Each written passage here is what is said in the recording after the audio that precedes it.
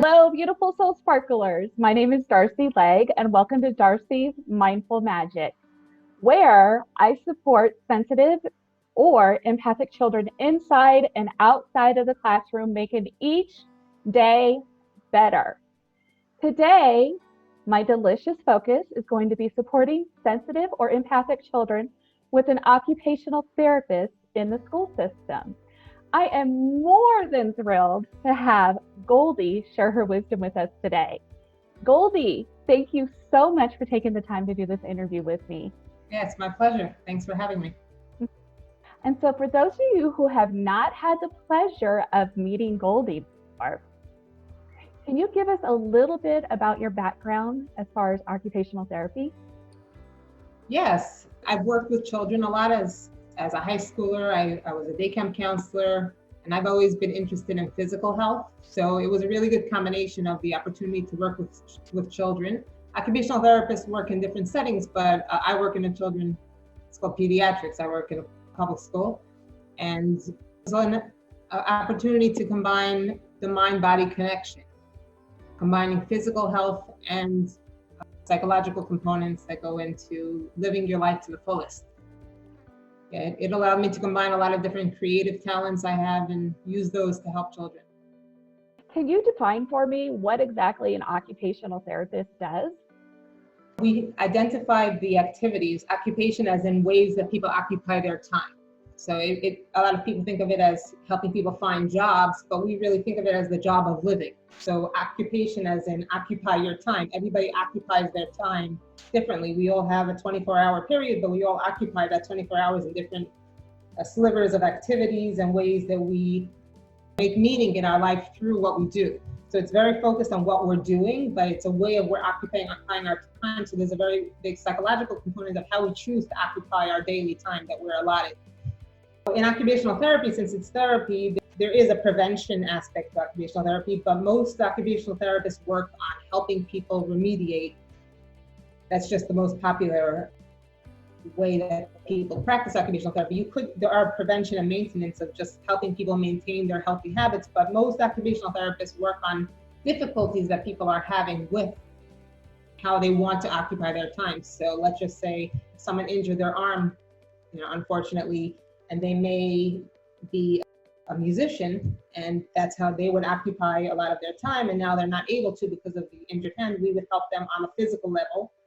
And once it's medically allowed for them to start moving their hand, obviously there's a test or whatever it is, but once their doctor allows them to start moving, we help them get back to their daily routines and how they want to occupy their time in a meaningful way through physical approaches and through psychological approaches, because, for example, if someone's in a lot of pain, it may be hard for them to move their hands in the regular way, but if we do help them do things that are meaningful to them, they'll often be able to get by whatever physical pains they're having or whatever other difficulties they're having.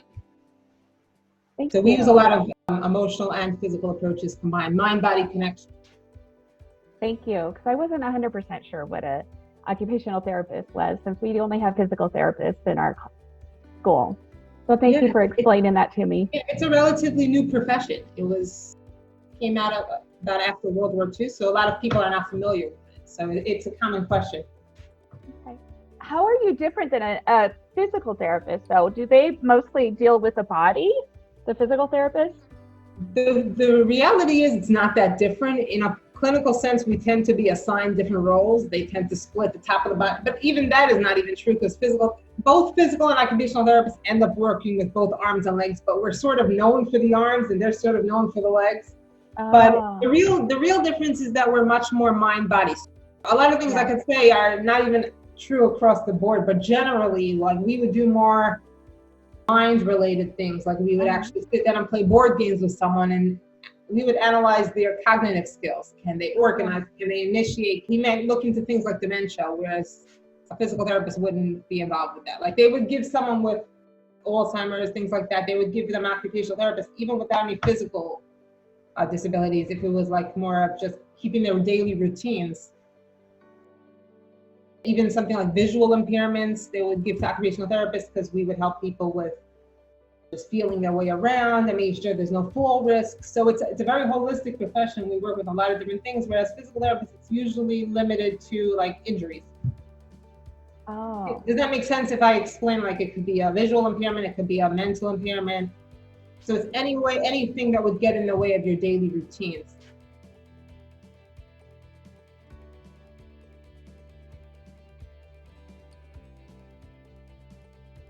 So do they have to have an IEP to come and see you? Yeah, so before they do. They may start out without one. So for me to start working with them, I would have to evaluate them. Okay. And if I determine from my evaluation that I need to get evidence that they actually have some actual visual motor delay. As an OT, please share one tool you found that helps sensitive or empathic students in the classroom. There are lots of tools that occupational therapists use to help students focus. Focus is a big area of interest. A lot of teachers want help with students who have difficulties sitting through class and focusing and completing their work. What I find most helpful is to make the student comfortable, like just straightforward ways to make them feel comfortable when they're sitting. So I like to adjust their seating, make sure the chair height and the table height are the right. That's not always possible. Like in school, they might just have a specific chair. So if let's just say they're having difficulty reaching the table, their arm is not reaching the table, I may give them a seat cushion to lift them up on their chair. Like working with the furniture that's given in the classroom, sometimes I'm able to adjust some screws and bring the table down, and the shorter students have one table and then taller students use another table. It all depends on what's possible in the classroom. I use back support sometimes. Sometimes students lock their feet around the legs of the chair, so sometimes a footrest can help them feel so much more confident and comfortable while they're working. Okay. So it's about being able to focus and getting their body properly aligned then, correct? Yeah, and it also helps the students feel important when they know they've been given something to help them.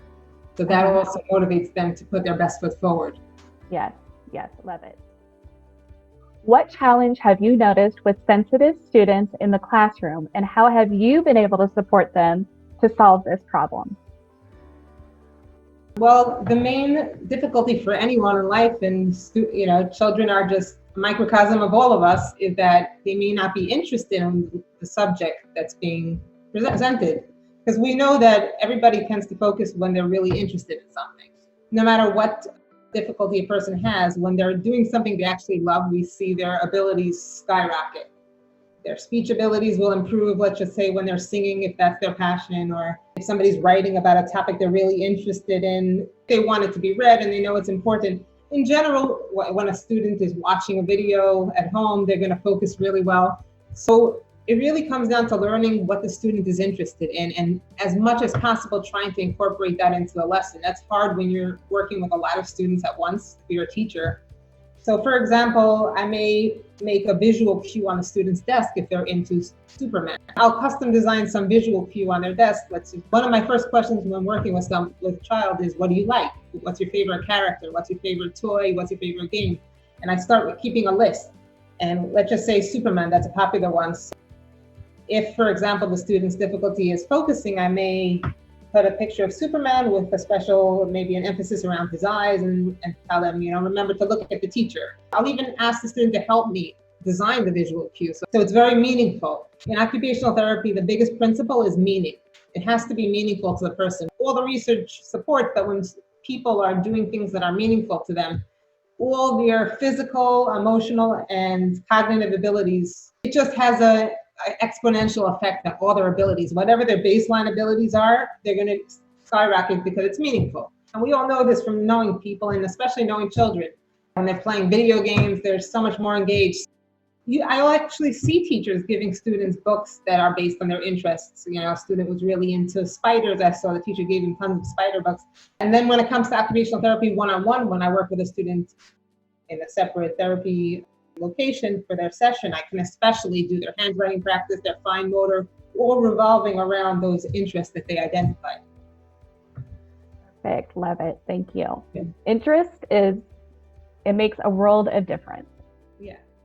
What is one happy hack that you use for your students as an occupational therapist? Well, following up on the interest, I noticed it's just a pattern that I've seen. A lot of students have asked me, they see I have a printer for fine motor activities. We do cutting activities, for example, and I print out worksheets and cutting worksheets. A lot of students started asking me, can I print something? And I think it's really important when you're working with children, especially, to be really open to what they have to say and how they're expressing their needs. If that's what they want, it may not be exactly academic or exactly based on the goals, but you can adapt the goals to that. I can allow them to print something and then we can end up cutting that out if that's something that we can work around, or we could write about the thing that they printed. But they really like to print things, so that's like a reward that's not like a prize, so it's sort of still intrinsic motivation. I think that's something that's a very good compromise. It's still sort of academically related, but it feels very rewarding to them. That's something that they know at the end of a session, can I print? When I'm done with my work, can I print something? And it's been really popular. Good. And that's something they'll have to learn how to do in the future too. So that's perfect. Thank you so much for being with us today. We appreciate your wisdom and sharing it with us. For those of you that are listening, thank you for watching. Until next time, keep on sparkling.